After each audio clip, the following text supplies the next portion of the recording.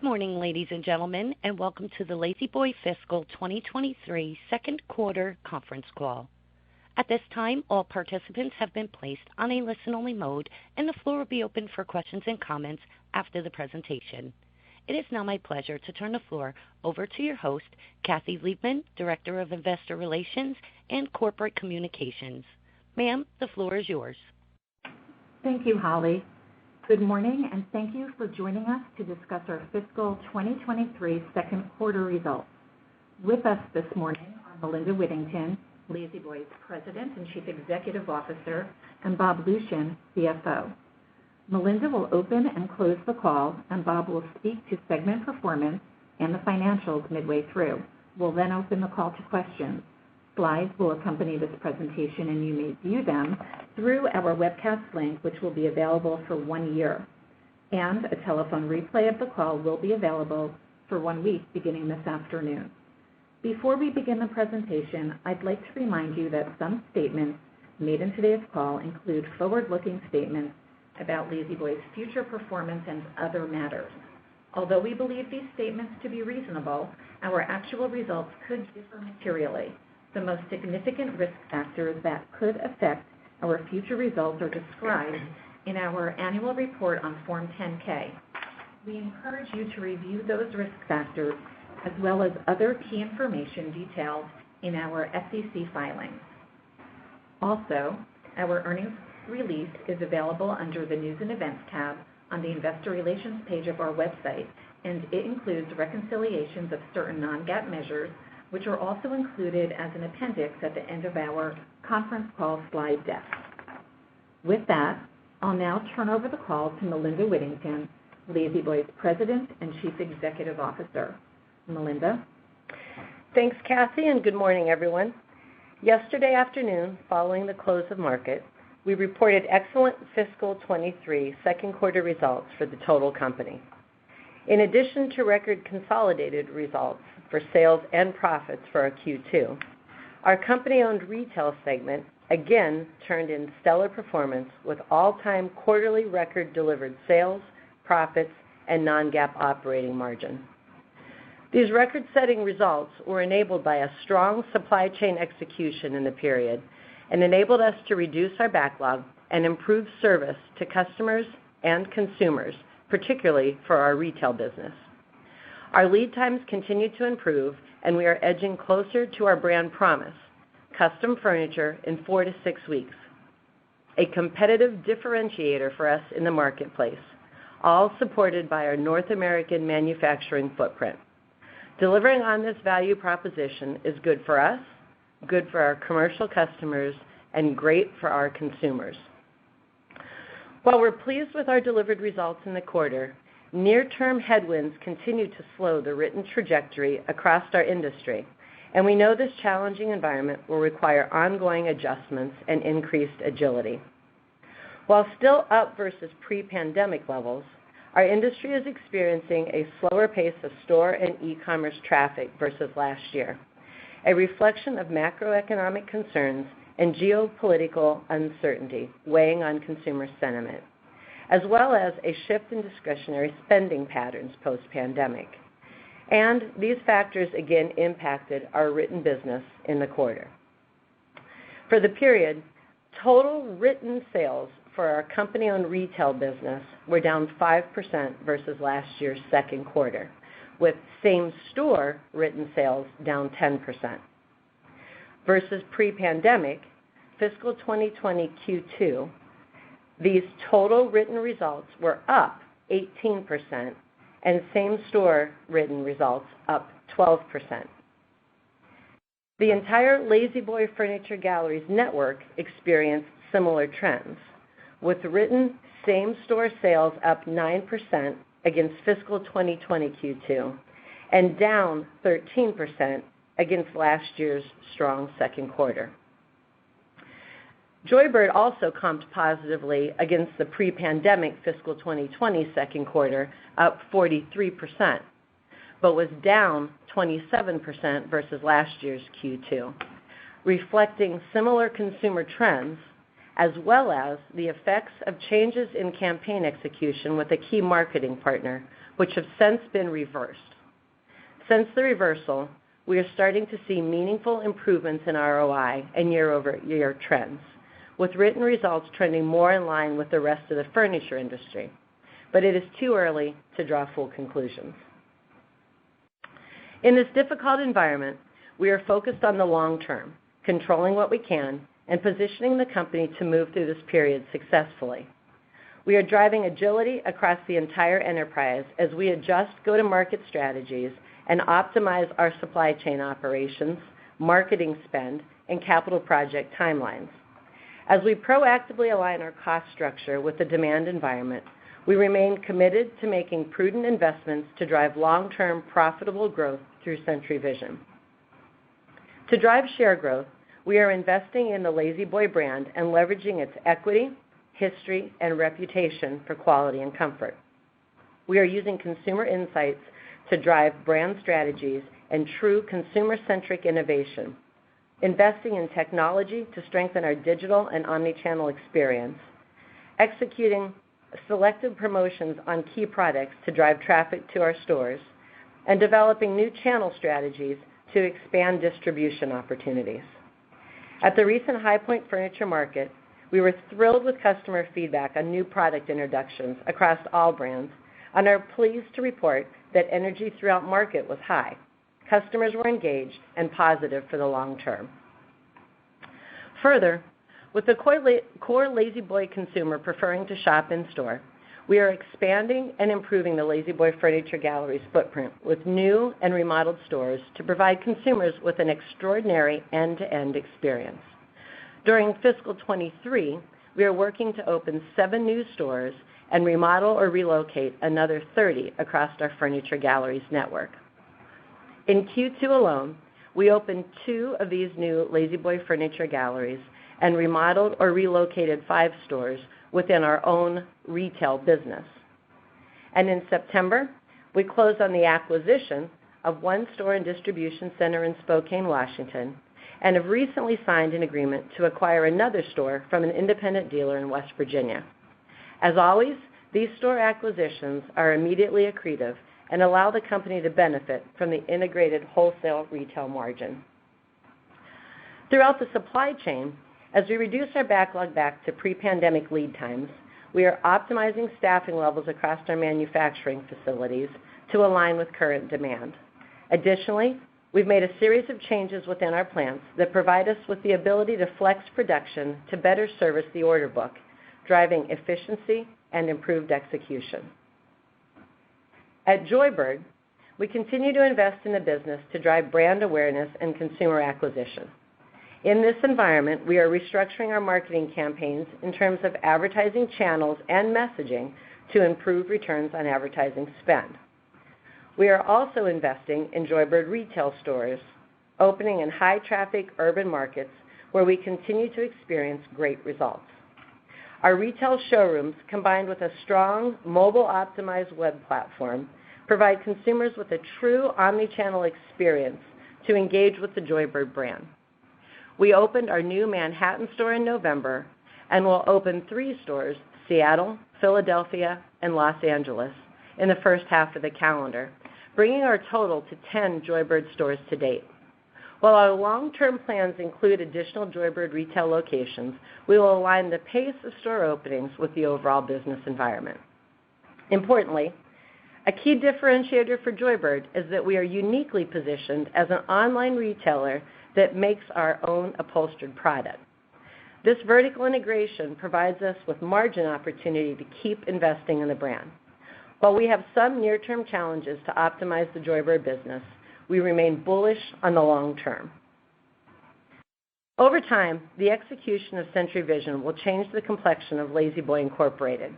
Over the next 3 to 4 years, we expect to be over half direct-to-consumer, as our company-owned retail and Joybird businesses grow at a faster rate than our traditional wholesale business.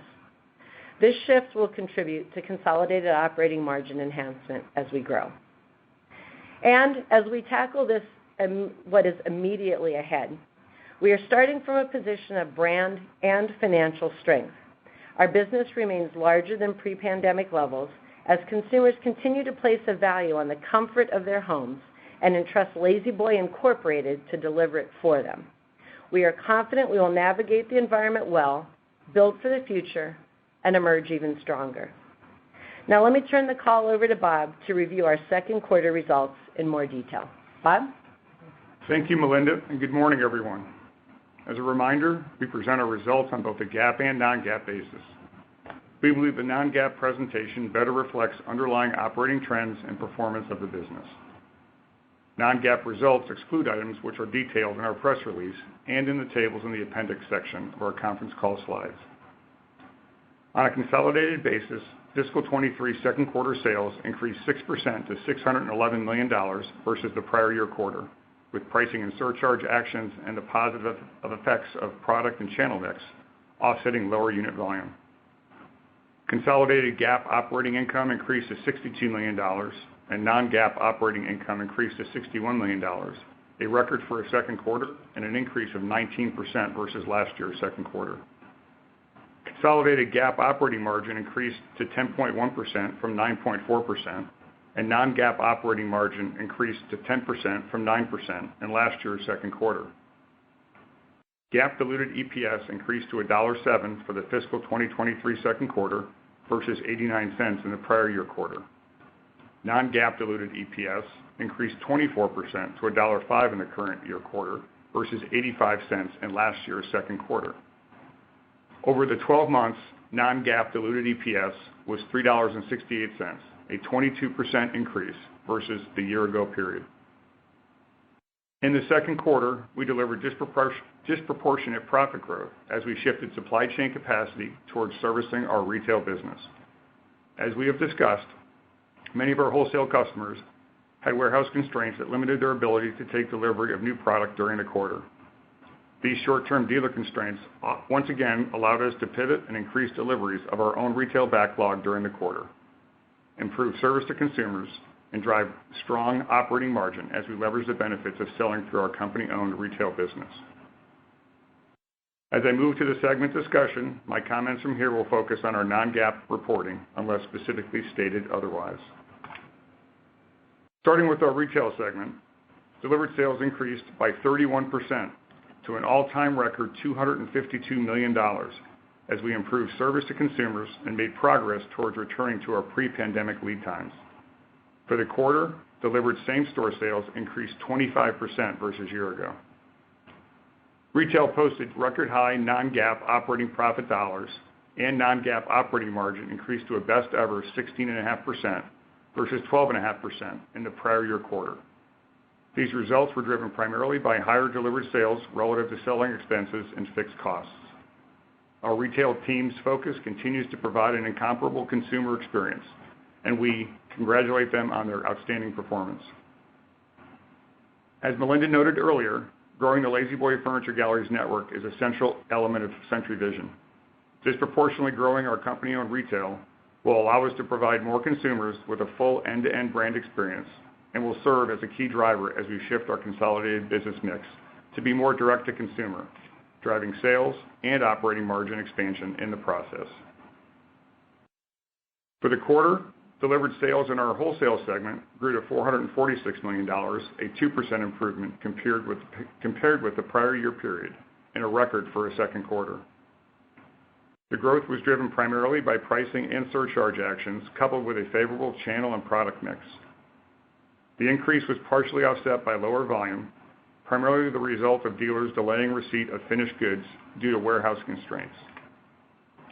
Non-GAAP operating margin for the wholesale segment was 8.6% versus 9.1% in last year's second quarter.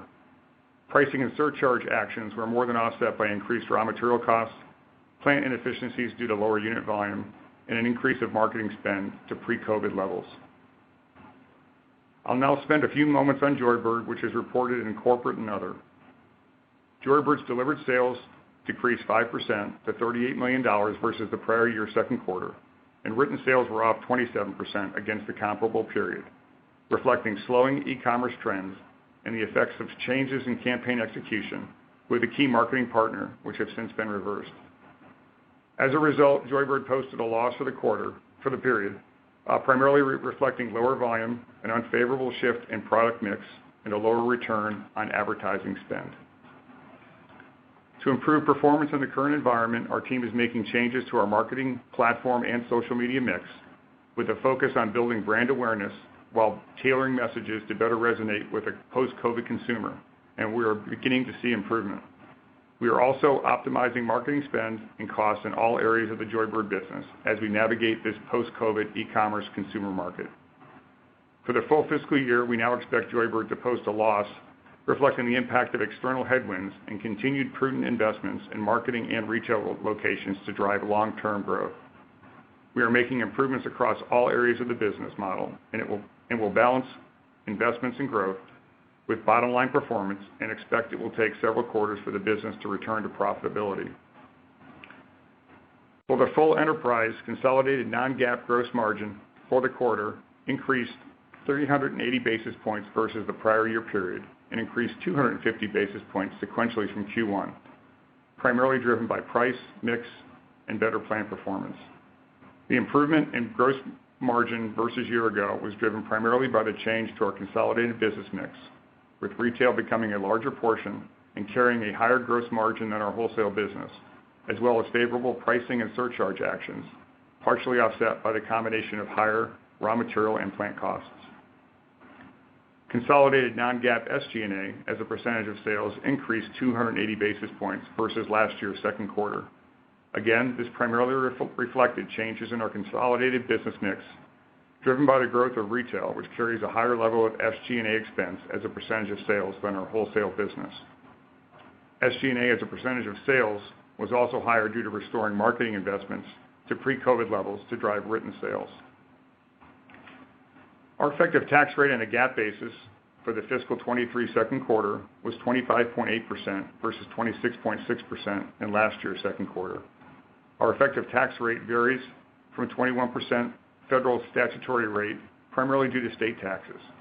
We continue to expect our effective tax rate to be in the range of 25.5% to 26.5% for fiscal 2023. Turning to cash, year to date, we generated $31 million in cash from operating activities versus $15 million in the fiscal 2022 six-month period. The slightly negative operating cash generation in the second quarter was due primarily to a decrease in customer deposits as we reduced our retail backlog. In addition, inventory increased slightly, reflecting the timing of the receipt of certain components and case goods and the flow of finished goods to our customers. We have plans in place to proactively work down inventory in the back half of the year. We ended the period with $208 million in cash and no debt, and held $19 million in short-term investments to enhance returns on cash. Year to date, we have spent $40 million in capital, primarily related to La-Z-Boy Furniture Gallery store projects and new retail stores, as well as upgrades at our manufacturing and distribution facilities. In the first half, we returned $14 million to shareholders through dividends.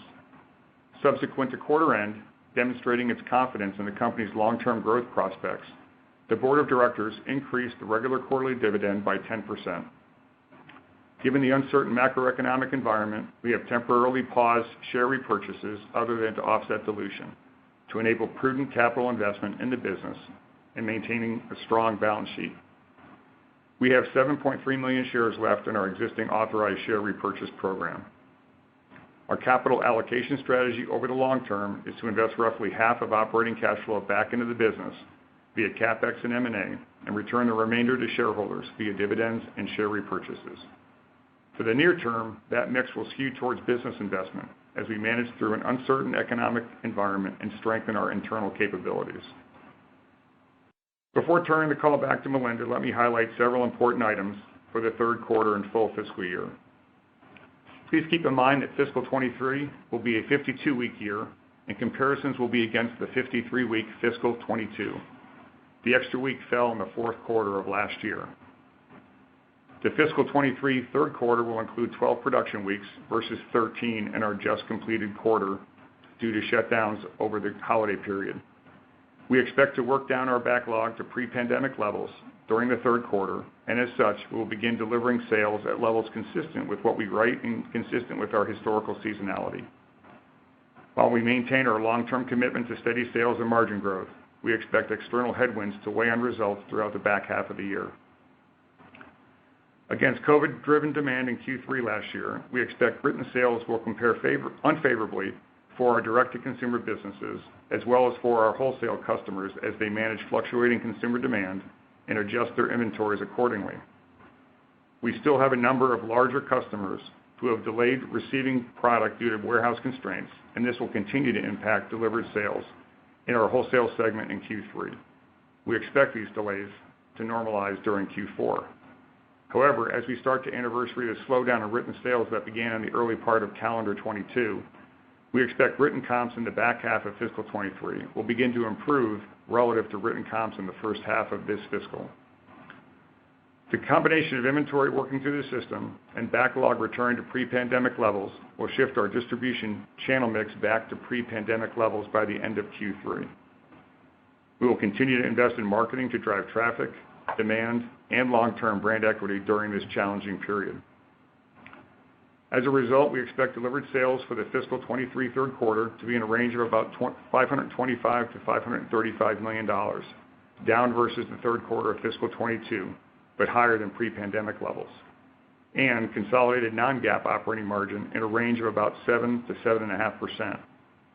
The fourth quarter is expected to be similar to the third quarter.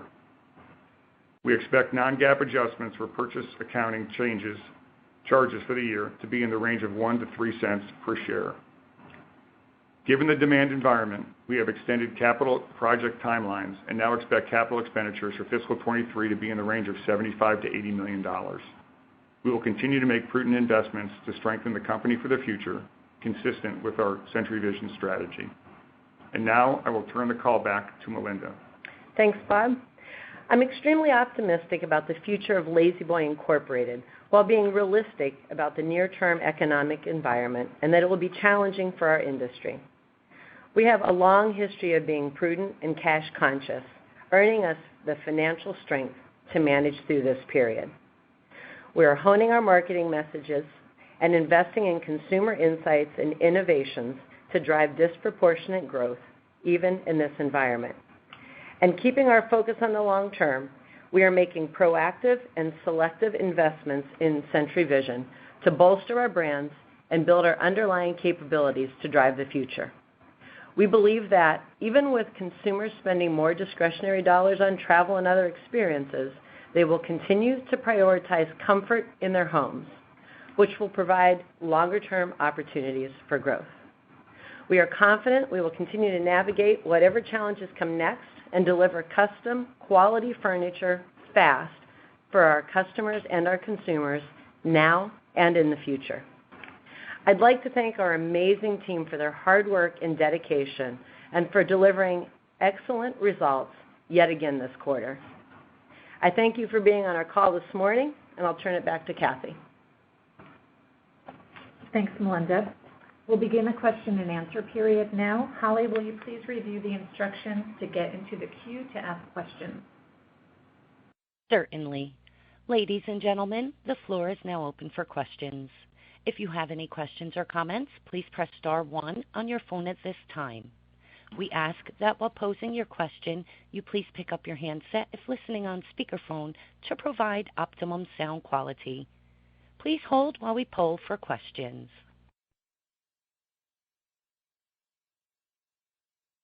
Your first question for today is coming from Bobby Griffin at Raymond James. Good morning, buddy. Thanks for taking my questions. Good morning. Good morning, Bobby.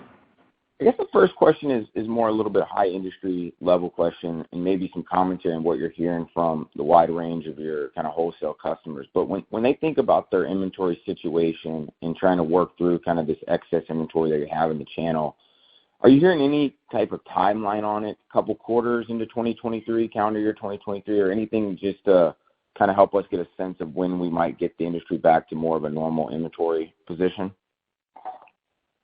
Yeah, Bobby, it obviously varies, right? It varies by customer. It varies by all of their sources of products, those that are more heavily balanced towards some Asian manufacturing in their mix.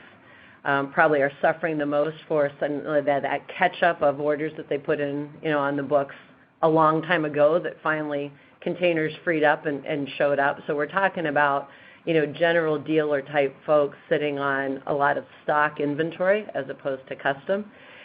What we tend to hear is kind of for the ones that are still backed up is 3 to 4 months. But, if I'm honest, it's perpetually 3 to 4 months here. We've been saying that for a bit.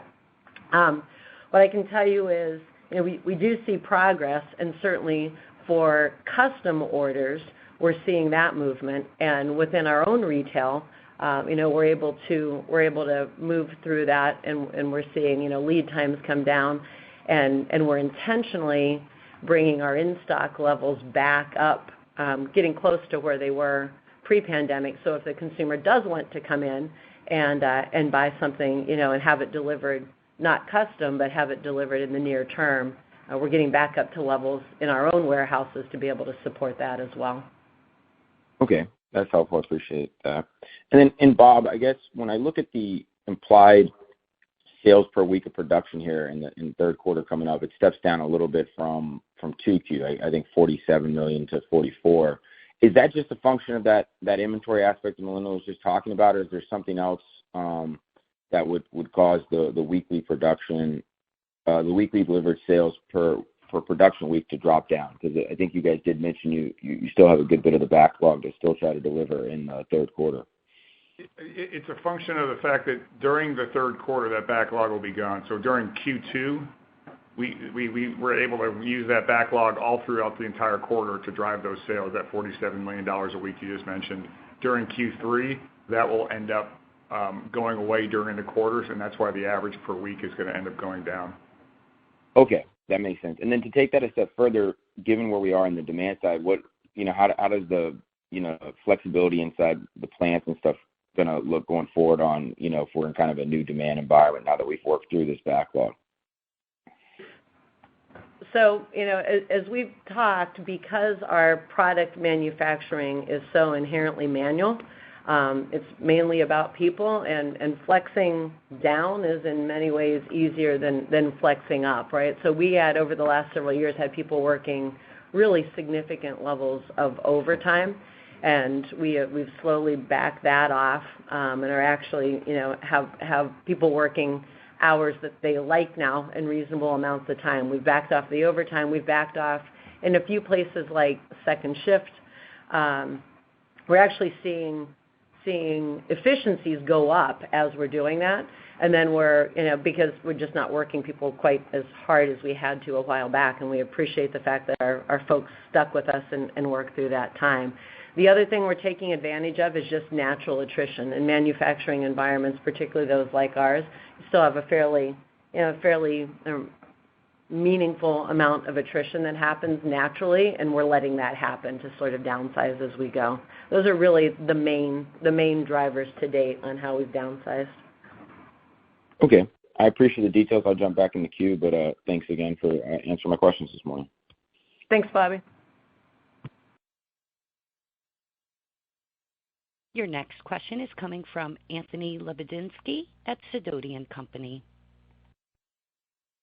Good morning, and thank you for taking the questions. So first, just curious, coming off of Black Friday, can you just comment as to what you saw in your stores in terms of traffic and written sales for the when I think you guys talked about before that the industry overall is returning to just people buying more furniture around the holidays. So just curious to get your input as to what you saw over Black Friday.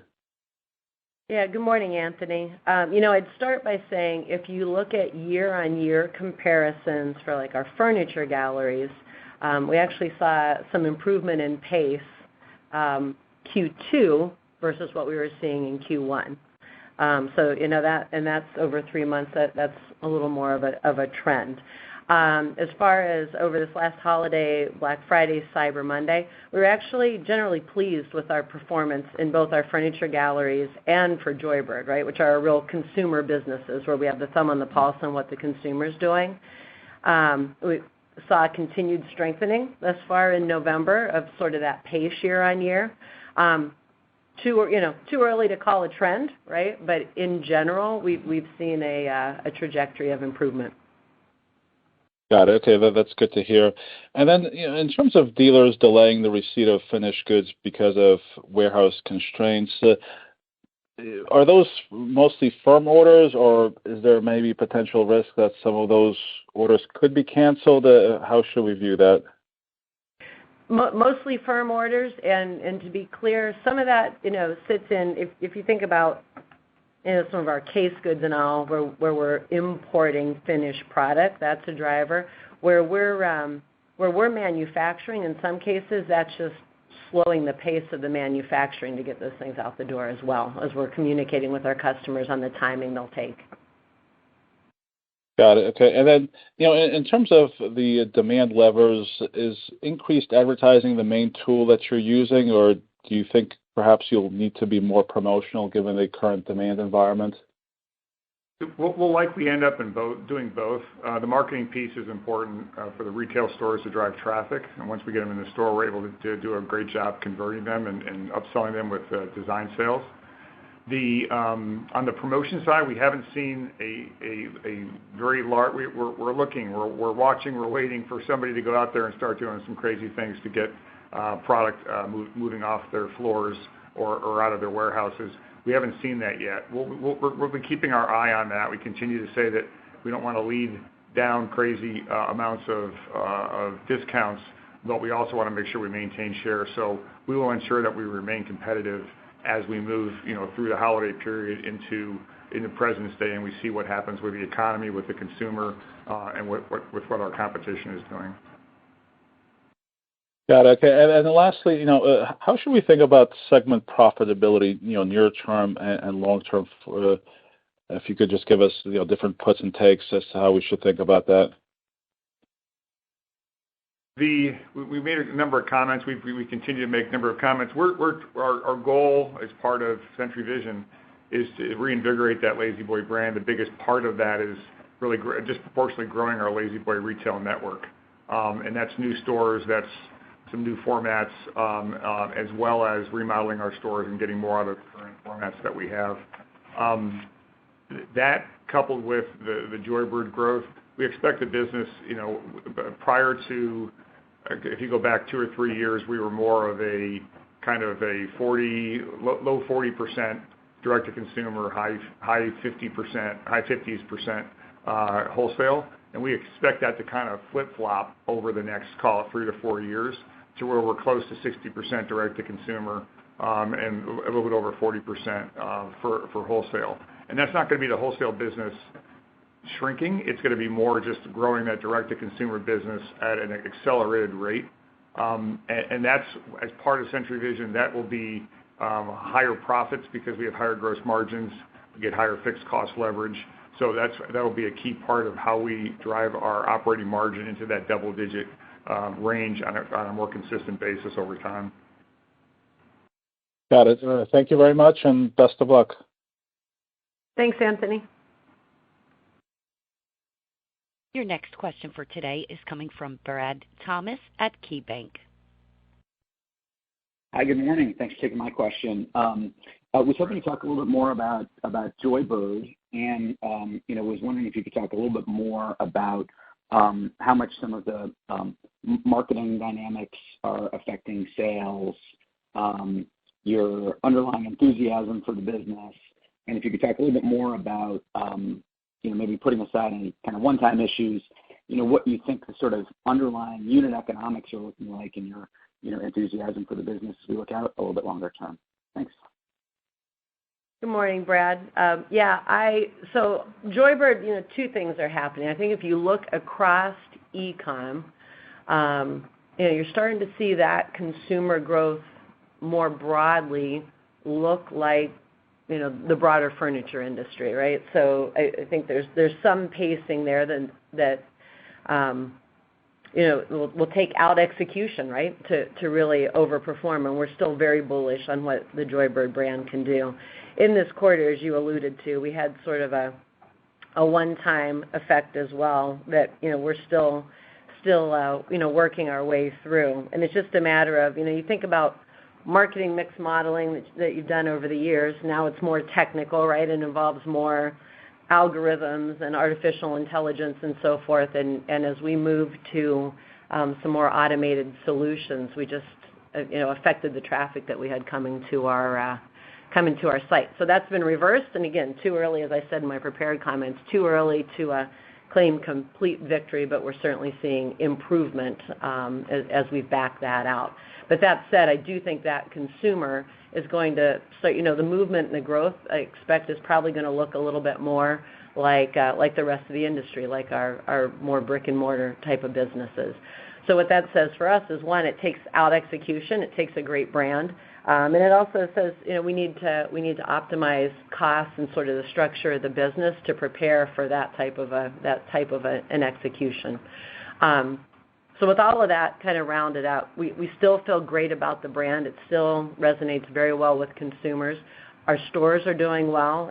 As I noted, we're going to be up to 10 stores by this summer, and our path is we have 25 identified. We may manage pace a bit, but we'll have 10 open here by this summer. And we're going to continue to invest on that brand, even some of the honing we've done over the last quarter on the messaging to make sure we're really enticing that consumer with fresh post-pandemic messaging, just like we're doing across the rest of our brands, looks to be resonating. So we still feel good about the long term. Not thrilled about some of the challenges in the near term, but we'll work our way through that. That's really helpful, Melinda. And if I could just ask a follow-up about kind of the state of promotions in the industry. It's one that obviously always has promotions over those holiday weekends. It feels like a number of brands out there are trying to kind of still stay disciplined on promotions and not do kind of blanket store-wide, discounts and only do some slower selling items. But every month that goes by, it feels like we're seeing more and more promotions as we do our checks. I'd be curious what you're seeing out there and how much you think that might be a risk, to you all needing to do more promotions, over the next, 6 or 12 months here.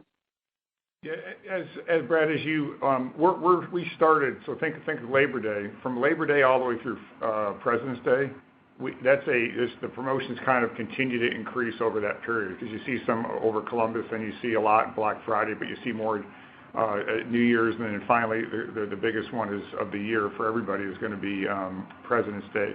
So just to see increased promotional activity like that is not unexpected. Generally speaking, very few things are sold on a non-promotion basis, and they're priced that way so that they can do a 30% off or 35% off and hit the margins that we're delivering in the marketplace. What we're keeping an eye on is people doing 50% off, 60% off, those types of items. That's where folks are getting desperate, trying to get rid of inventory, trying to generate cash from their inventory if they're running into cash flow problems, et cetera. So that's what we have our eye on. We continue to look at that. We're working with our sales force to understand what's happening out there, and we are making sure that we are putting out promotions as we do our planning for the back half of the year that will ensure that we stay competitive. I would just add that input costs overall, while they're mitigating somewhat from all-time highs, we're not seeing dramatic relief beyond sort of containers for ocean freight. And so you tend to see a little bit more those, Asian import kind of products where there's more room and a cost deceleration. As Bob said, we're going to very much keep our thumb on the pulse of what the consumers, how the consumer's acting and what they're looking for. But we also believe that quality certainly deserves a little bit of a price premium, but it's got to be within the right range, no doubt. Really helpful. Thank you all so much. Thanks, Brad. There appear to be no further questions in queue. I would like to turn the floor back over to the management team for any closing comments. Thank you, everyone, for your time today, and thank you for your interest in La-Z-Boy Incorporated. Have a great day. Thank you, ladies and gentlemen. This does conclude today's conference call. You may disconnect your phone lines at this time and have a wonderful day. Thank you for your participation.